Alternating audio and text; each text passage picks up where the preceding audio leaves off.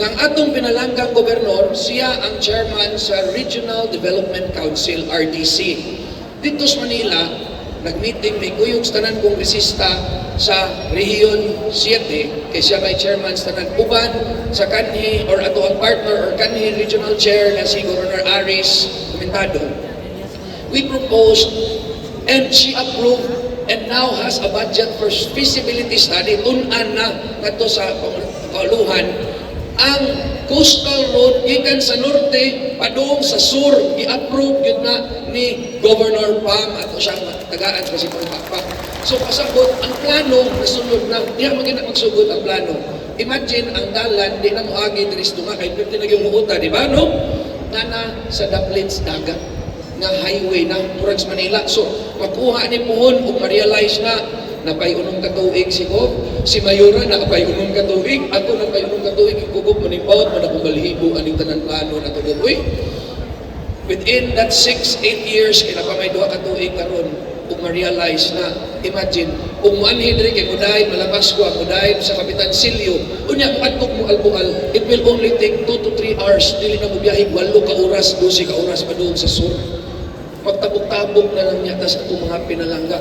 Ikaduha, nag-istorya mi ni Gov Pam, ingon yun siya, ato yun yung i-push kung ang airport dire sa norte. Kaya nga naman, this will open up the economy sa tibuok probinsya. Ilabi na yun dire sa atua sa norte. Kaya na naman tayo mga pantalan sa Pulang Bato, sa Danbantayan, ay mga dagko mga pantalan. Unya, magsunod na ang mga investors or mga negosyante ug sulod ug naa na ang nindong na transportation. And lastly, I think i-expound ni Gov Pam kay the last time na-mista mi ilahang mayora, they were talking on a very big sporting facility diri mismo sa Bugo ibutang sa atong pinalangga nga gobernadora through the provincial capital. Now, kani siya ningon ko nga Gov, despite sa tanan nato nga kalisdanan na agihan, bagyo, linog, bagyo, crisis sa ato ang tibuok kalibutan. Di lang sa itong nasod na, hindi naman kita naglisod ba? Nanungag ko sa kumaigsuon sa Japan ni aging simana, sila po din taon nga ito. Labaw pasad ko din taon sila yung nagtinga sa kalisod. Kaya nga naman, mahal yun kayo ang paliton tanan. Dili lang sa itong nasod. Kaya kung mag-away ng mga dagkong mga nasod, maapektuhan mo sa mga gagmay, bumahal.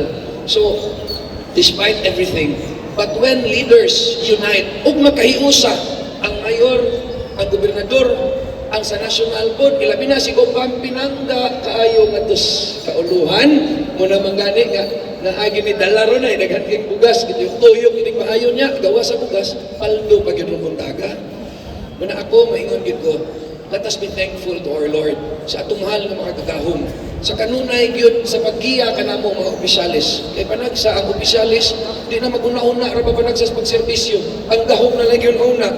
Pero karong buntaga nagpakita yun na ang inyong opisyalis diri sa probinsya, sa distrito o sa atong syudad sa Bugo nagkahiusa alang sa pagserbisyo sa katawhan.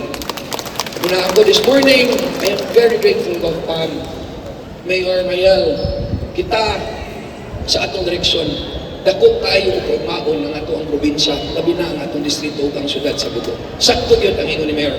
Padayon Bugo. Daghang salamat, maayong buntag.